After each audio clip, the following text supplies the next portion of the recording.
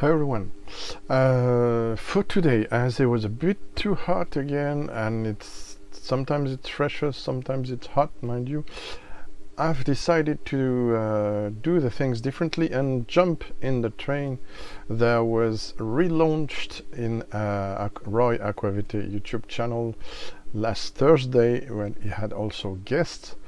So Roy did present a kind of different "you can only keep 5 whiskies" challenge than the one I was challenged for by Andrew in Australia from Prestige Liquid's WW YouTube channel. If you remember, if you're familiar to the channel, I did answer to this, I took the challenge of Andrew, doing a first list of the 5 categories he picked, or someone initially picked, and he took it for him.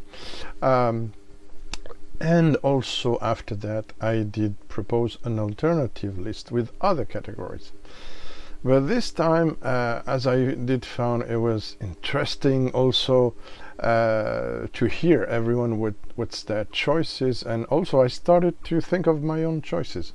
And I did some pics, I did some pictures, I sent to some friends, barfly friends, and then after that even I made a suggestion or two in the chat. Some were happy with that, so they took, Menno took one that you're gonna see for him, but I said I gotta think of it a bit more and maybe present you something on my side.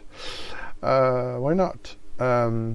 So I had 3 rules for that, mind you. 1, the whiskies had to be in my collection, and it had to be a bottle, not a sample, or not, as it is alas the case for some very rare stuff, sampled in smaller bottles, and most often the packaging is a bit away or hard to get without moving a lot of stuff, and alas it was a problem for a few bottles in particular, very rare Japanese and Scottish ones. And also the other thing is I double or triple challenge myself. Those whiskies I'm going to present you today were not in the previous challenge video of mine. I will put the link below to the challenge. You can only keep 5 whiskies. Also I was challenged by Gert from Whisky Lovers Society for another thing, top 10 drams, Dream drams. There's barely none of my collection in there, so I don't take it to account, but there it is. So that means don't be surprised if you won't see any Springbank or Yoichi, 2 of my favorite distilleries, to be honest. So yeah, it was a tough choice. I'm bringing you here officially 10 whiskies. First, Scotch whiskies, which was almost 100% the rule of Roy's live, to be honest. A bit frustrating, and that's why I'm bringing you after that 5 categories, also in world whiskies only this time. So my choice. I hope you will find it interesting. But as you know me, I couldn't stick to 5 whiskies, so there are 5 official picks, but I will mention every now and then up to, I counted around me, 26 bottles, sorry. So hope this won't be too long. Also, I won't go too much into what I feel about the categories. They're not exactly the same than in the previous challenge, mind you. Check out again in the description, you have a link to the previous You Can Keep 5 whiskies, and you will see that they're not exactly the same categories. I'm a bit more pleased with those categories this time. The only thing I'm questioning a bit is I question a bit the category is the difference between the 3 last ones, where I could interchange the whiskies easily, except for some cases that are in the parentheses that goes with the category. But enough blah blah, let's get directly into it. And I will present you very quickly the 5 categories, and then I will start the challenge. So the 5 categories are: 1, PERMASHELF POUR, something that's always around, a replace on empty bottle. I take exactly the terms from Roy. Second is crowd pleaser, best for mixed company, always a hit, quote. Third, decadent pour, very self-indulgent, something to just treat yourself. Well, I will add to that, and a very, no, okay, yourself, but well, it might happen. 4 is VIP pour, something to impress special guests. 5 will be attention grabber, eye-popping, loud, no one can sip it without comment, quote. So first off, I would like to ask you, what do you think of the categories, and would you change some? And do you think you have in your collection whiskies for all those categories? Do you think you could change them one from the other category? Just let me know your thoughts. And then of course there are thoughts about my picks. So PERMASHELF, always around, a replace on empty bottle. I'm gonna do the 5 categories for Scotland, and then the 5 categories for world whiskies.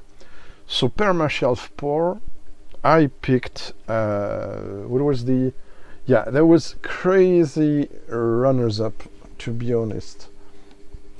Hope I will not mistake. Among the runners up, there are things that you will see in other categories, so I will not show you.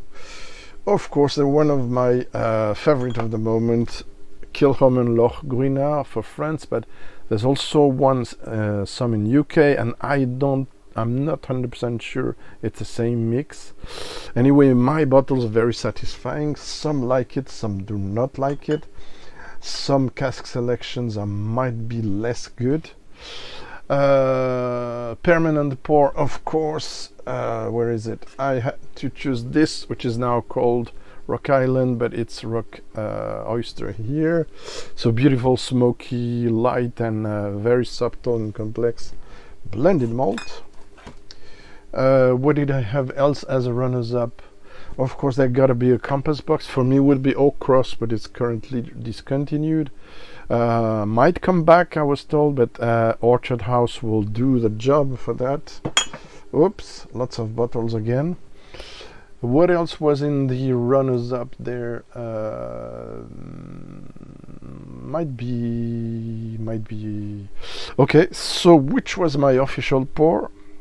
Just re-reviewed it. Of course, double cask Glen Scotia, luscious fruit, red fruit, beautiful vanilla, a bit of caramel.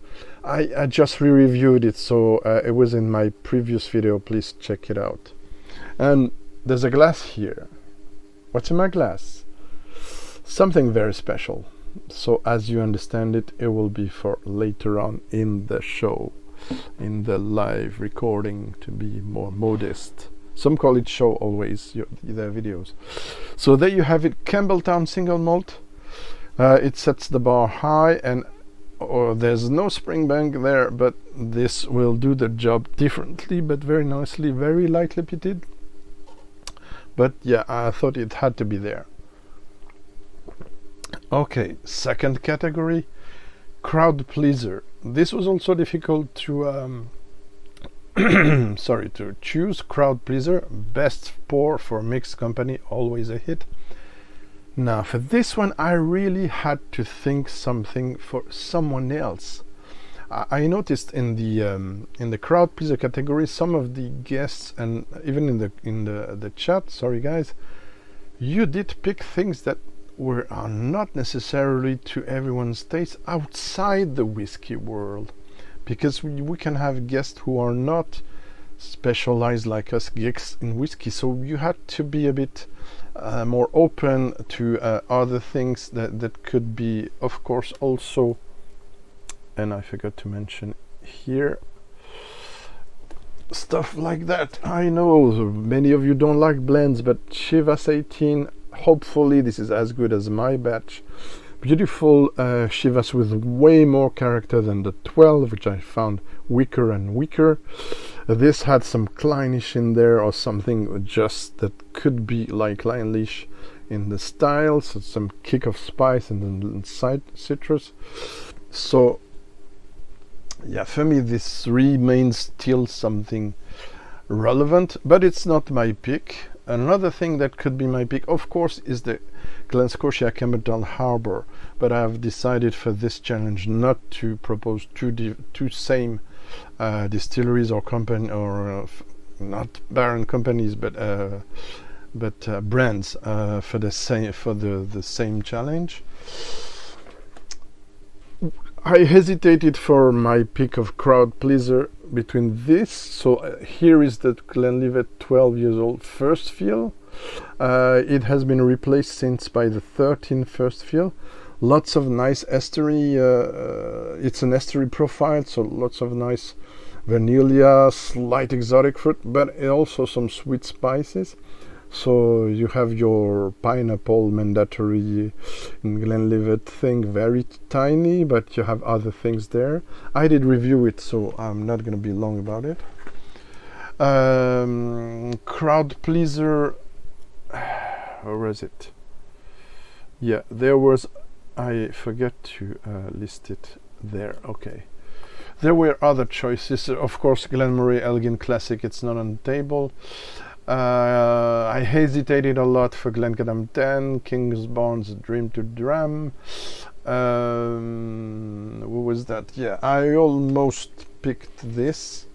This is also crowd pleaser. Also, I think Lindor's Abbey, the core range, 1494.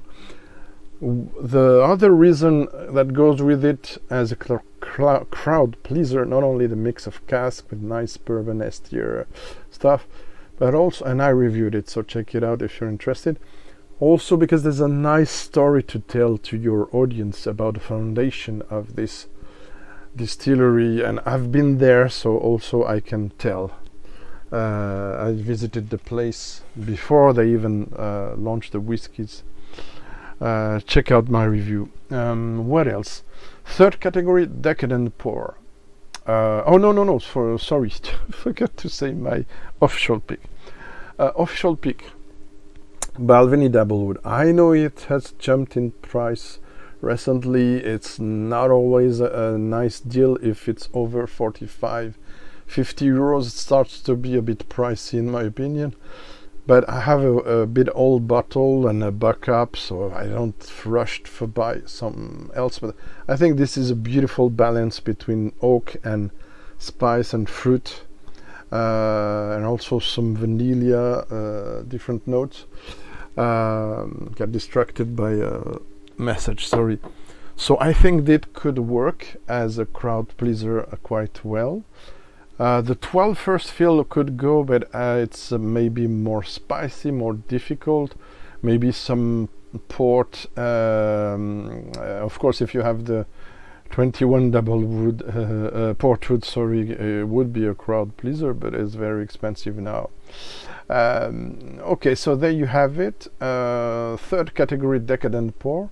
Very self-indulgent, something to just treat yourself. Let me tell you, there were a lot of things in that category. I just picked some runners-up.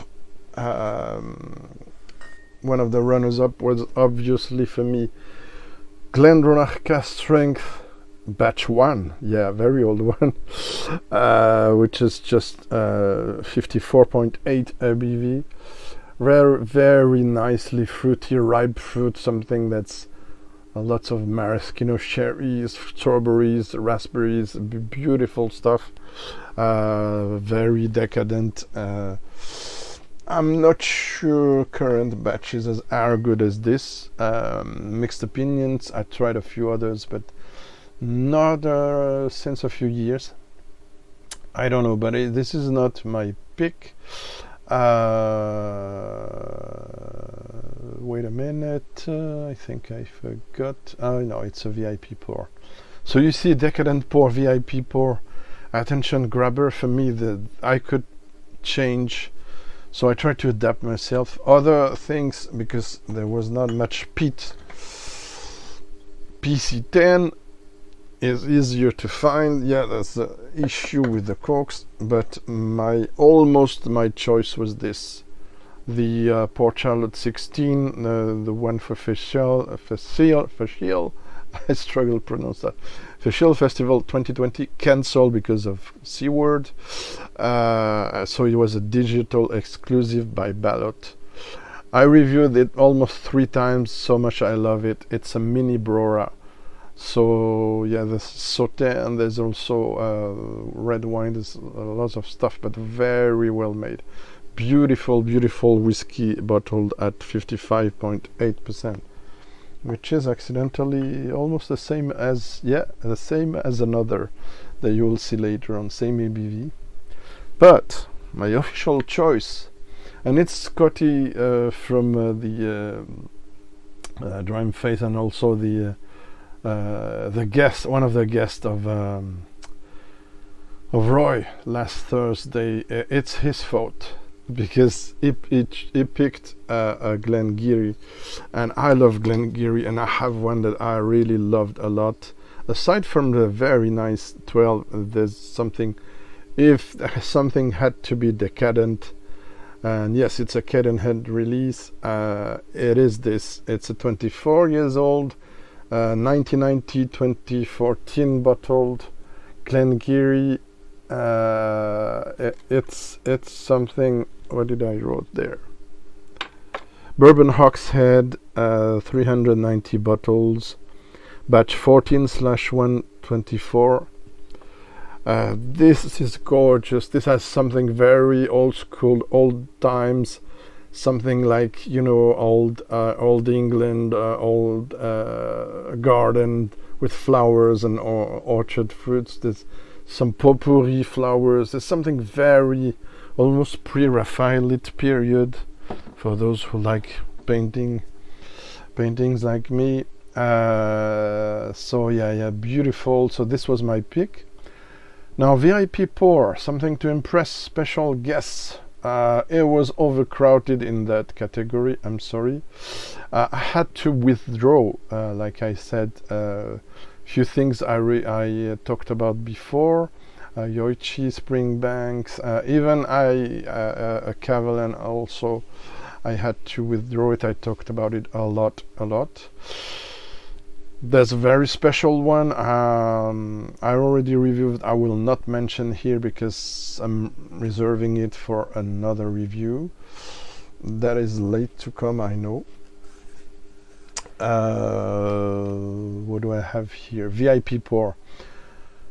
Okay, so let's say I choose one. There's one only here. I'm surprised. Yeah, it's the Scotch category, so let's say I will just mention one already showed in several. So could have been Single Malts of Scotland, so Elixir Distillers, 35 years old Glenallachie. Yes, it's sherry. Yes, it's natural color, and 46.9, and yeah, I put it there in UK. So this is absolutely just stunning. This is old school whiskey, and for me, this is something that beats anything I tried from Glenallachie yet. Obviously younger, but I've been told by some that even the official ones from now are not of that level. I don't know. Let me know.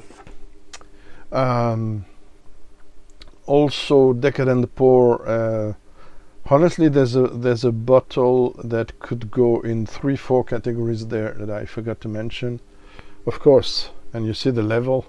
Edwardar 12, but the Caledonia expression, natural color and filtered, 46%, and it's all sherry, old school, a bit waxy sherry, a bit parquet-ciré, we say in France, wax floor.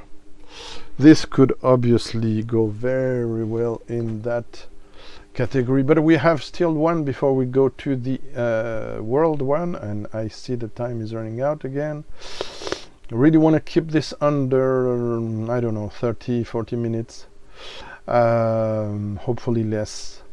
Attention grabber, eye-popping, loud, no one can sip it without comment. I think, oh no, VIP pour, sorry, my official choice. Come on, Greg, don't rush it. A distillery I'm not talking often in my, I talked a lot about it in my website. I also reviewed a lot of them in my website. I mentioned some on my special 15 exceptional whiskies you have to try before you die, and 15 alternatives, one of my most important videos for those who haven't seen it. It is very long, but you will see there a bunch of crazy whiskies you will never see elsewhere, almost, except on some very high-end tasting channels like Mouth Reviews, or sometimes Top Shelf as well, or of course, what's his name?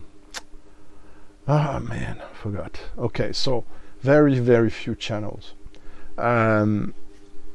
But I'm very late to cover, because I have maybe 8 or 10 bottles, different bottles of distillery I like a lot. As you can see behind my head over there, it's reverse. Talisker, of course, and my pick is Talisker 20 years old, cask strength, the bourbon version, not the sherry. I couldn't find it when I could afford this one a long time ago.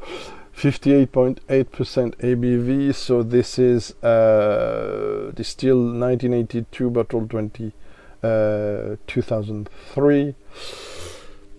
It was a bit harsh at the beginning, but now it's in the middle. I did pump the air. I retasted yesterday to pick it, and it was so lovely and very melted now, so very bit maritime, bit bourbony, bit of everything. Very balanced, very elegant. It's worth the 25 years old. The cask strength ones, the reduced one is a bit weak in my opinion. Not bad, but still it's not what's in my glass. Last one. For the last category I have no runners up. Why? Because I think this crazy bottle really fits the bill, which is attention grabber, eye popping, what is this, and loud, ooh, it's something, and no one can sip it without comment. Absolutely, it's one of my favorite whiskies. I did pick in the distillery itself at Glenmoray Distillery. It's the famous Petite Peaks finish 2010 on the distillery edition, so it's only to be picked at the place. 50.5.8. What can I say about this crazy stuff? It's a sherry bomb and a pit bomb at the same time, and it's sweet and sharp at the same time, and it has something very silky crazy. Forgot to mention, for all these whiskies, even if there might be some batch variation, because every whiskey is not on whiskey base, in the description, instead of telling you which whiskies are these, in order to maintain a certain suspense, if you read the description before watching the video, I didn't disclose all the bottles I will present you today, the 10th official choices, but I did add the whiskey base number, so you can check the details, some of the details about these whiskies. So there you have it, the 5 choices for the Scotch Challenge. Hope you like them, the choices, Roy. I don't know. Glen Scotia Double Cask, Balvenie Double Wood 12, Glengarry 24 years old Kieranhead, small batch, Talisker 20 years old cask strength, Glenmoray 2010 Petite Peaks finish. So this is the official Scotch choice But I couldn't stop there, and I had to pick some world whiskies, my friends. So way less runners up there. So in order to keep it more simple, I'm just turning the page here. And another category which was really tough was the PERMASHELF pour. So PERMASHELF pour, always around, replace on empty bottle. I had several runners-up. I only kept one as a runners-up because you will see a theme. It's North America. My runners-up, one of the best runners-up, one of the best American whiskey, because it's not 51% corn or anything else, but a bit of everything, is this beautiful, very sexy, very sweet, very nice, very flavorful Michter's small batch US 1 range unblended American whiskey. I did review it on my website as all the ones I have, but I'm not sure I did review it on video, but I did mention it before. Lovely, beautiful whiskey. This one is, if I'm not mistaken, 2014 or 15, I don't remember, bottle now, batch. Right, but my choice was obvious because it can also serve for mixing. But it's so delicate, neat. It would be a pity to mix it all the time. Lot 40 rye whiskey, 100% rye, 43%. Yeah, okay, my bottle is signed by Don because he came here and I interviewed him and we did a long interview. Okay, bad quality image, but very interesting talk and very cool chat as well. I'm gonna put this back because it's the runner-up. So we're in the World Whiskies. Forgot to mention again. The 5 Whiskies challenge, but World Whiskies, right? So second category, crowd pleaser, best pour for mixed company, always a hit. What did I choose? What was the runners-up? Oh, I forgot one. Okay, let's say there's only one choice then. That was a bit obvious in the world category that I had to choose the Cotswolds English single malt whiskey signature. It's not written anywhere, signature, but sometimes you can find it online unofficially. But this is the core range, the most current and the first core range expression. This one, this batch in particular, was bottled in 2019 January. Odyssey barley is the variety of barley, and 2015 was the harvest, I guess, before the distilling. So beautiful STR bourbon. Okay, beautifully rounded. It's kind of autumnal profile wise. I reviewed it already, check it out. Whiskey, but lovely, and I'm sure everyone would like it. There's a bit of fruit, bit of flowers, bit of everything. Decadent pour, very self-indulgent, something to treat yourself, just treat yourself. Well, let's make it clear. I did, for those watching Roy, I did say my choice in the chat, and immediately Menno says, oh yes, I second that. Thanks, Menno. So no less than one of the best whiskies, third place I think, if I remember well, in my Whiskies of the Year 2023. The best probably, not core range, edition limitée means limited edition. One of the maybe top 5 releases from Armoric since the beginning, in my opinion, if not top 3. This is a beautiful.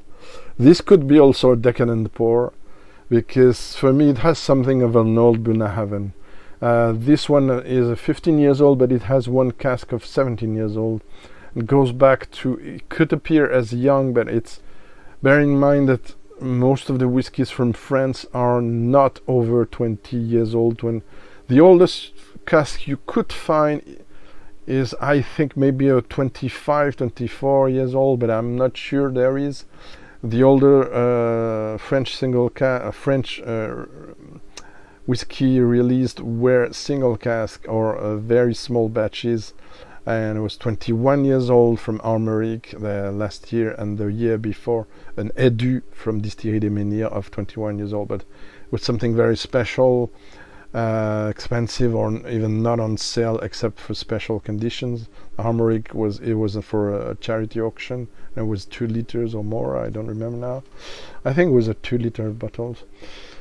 Not go long on French whiskey history, and also I reviewed it. So and I'm gonna review soon the 10 years old, which is very good, but this one is next level, to be honest. Right, so this was my choice for the Decadent Pour World Whiskies category. What is now something to impress special guests VIP pour in World Whiskies? What is it? Well, it's what's in my glass, and it's something I haven't talked about much. I should. Also because I can absolutely not afford what they do now. But I was in the beginning of the international promotion of this before even I've started my website, way time ago, as I was curious about Australian whiskies back in 27 during my trip in London at John Glazer's Compass Box headquarters, and long story, and Barry Brosnan-Rudd, I met someone to introduce me to Australian whiskies I was curious about.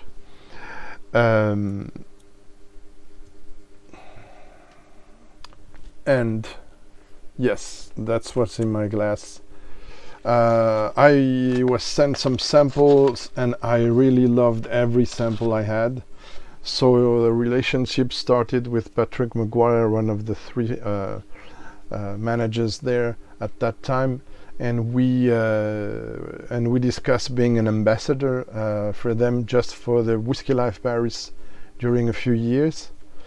So started, I think, 2009 up to 2011, and also there was a show in Belgium where I did represent alone this time the brand. So yeah, what is it? It's the Tasmania Distillery in south of Australia. It's another island with a temperate climate, and what did they do? They started, it's a whole story I have to review. I have 6 or 7 bottles of Sullivan's Cove. You see the level is quite low. I'm nursing them because I know I would never replace them. They're way too expensive. Especially this series was bottled at 60%. The port matured, fully port matured. You have the dates here. Single cask, so natural color, non-chill filtered.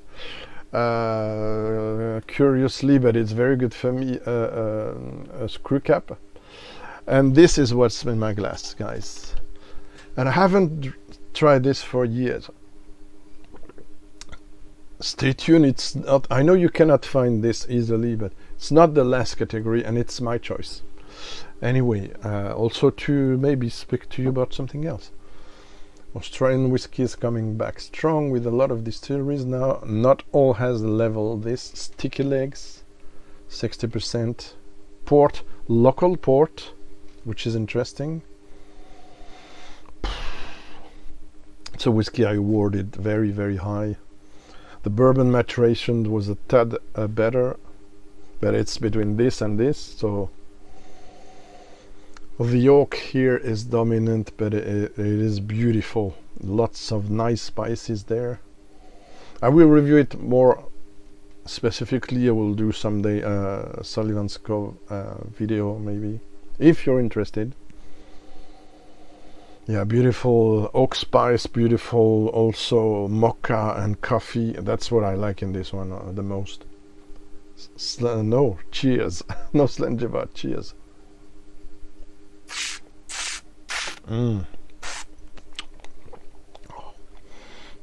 Absolutely crazy. mixed wood smoke and coffee smoke, if I may say. It's insane. Doesn't exist really, but there's something really special in this one. I mean, what they were doing at that time, don't know what they do now. They have released 22 years old or more. It's insane.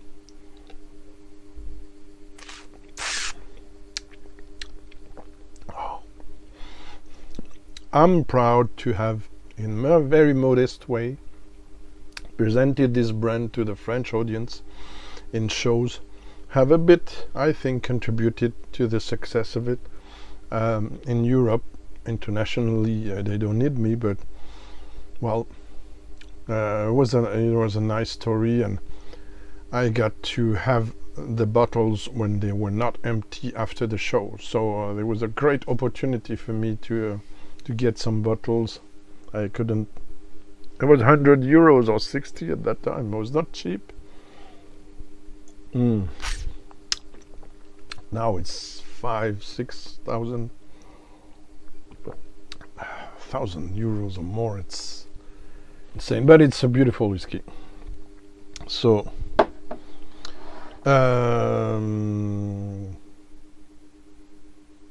yeah, I'm surprised it's almost finished. What did I pick for the, something was suspended in time for a second. Why did it pick? Let's cut that down. No more tasting today. Okay. Little water. Let's go under 40 minutes. Okay. Attention grabber, eye-popping. It's the fifth and last category. Loud, no one can sip it without comment. Okay. I had a runner-up. I had two runners-up. I forgot to mention that are mixed. I'm sorry, between the VIP pour and the attention grabber. I couldn't. Oh no, sorry. For the Decadent one, I forgot to mention this, which I like a lot, but it's limited. So it's a Sherry Cask Reserve number 3, batch 3. Yeah. Yet I have to review. I have 4 File Bay. I like a lot this distillery, English distillery. It's a single malt. It's 2,000 bottle release only. I think it was 2023, 46%, non-chill filtered, etc. And this is Fino Sherry, 5 casks of Fino Sherry. So I found really interesting. This I will review along with the 3 others I have. Another runners-up for both VIP and attention grabber is a French single malt. I already talked to you about a lot. It's an indie bottling from Émeric Roborel de Clemence, one of the most talented blender. He calls himself refiner of French whiskey. Only uses the same French distillery to do variants. He's from Bordeaux and knows a lot about wine, and it's one of the, for me, the best guy who knows how to tame wine casks, otherwise I won't like it, to enhance the distillate from HEP distillery. This one is a Cabernet Franc, and this one is straight from the cask, 51% ABV, 2020 release, very few bottles, 350. And this was finished in amphoras. And this goes back to long story. I reviewed it. Maybe I should review it in English. I did a long interview. But no, this has not to be on the table because it's not my final choice. My final choice, this, the second ranked second best whiskey of 2023 I tried. I haven't tried all whiskeys, mind you. It's a Cask Rampur, the Indian distillery from the Rajasthan region, north of India. It's non-chill filtered. Doesn't say if it's not colored, but well. And it's one for La Maison du Whisky limited release for overseas export only, it says. It's 2023 limited release. First fill bourbon cask, finish in IPA cask, 52.4. I will review this. I love the packaging. This is gorgeous. This is tainted. You'll see the box when I do the review. Okay, there you have it. So it's kind of luxury stuff. 115 euros. Considering is something around 93, if I'm not mistaken, 93 out of 100. It's okay for the price, I think. So yeah, gorgeous exotic fruits all over the place, caramel, I mean all sorts of things. So you have rose, the typical rose note that you find in other expressions of Rampur. I will review it. I was just waiting for the double cask and couldn't get my hands on it to review the both. Anyway, this is beautiful whiskey. I will speak about it again. So I hope you were interested by this. Thank you very much for watching. Again, for those who want to support, you have a link in description. But it's already okay to just, you know, the jazz, all that jazz, click, like, blah blah. Thank you very much. Tell me what you think of the choices and what would be yours if you want to share them. Thank you and see you soon. Bye bye.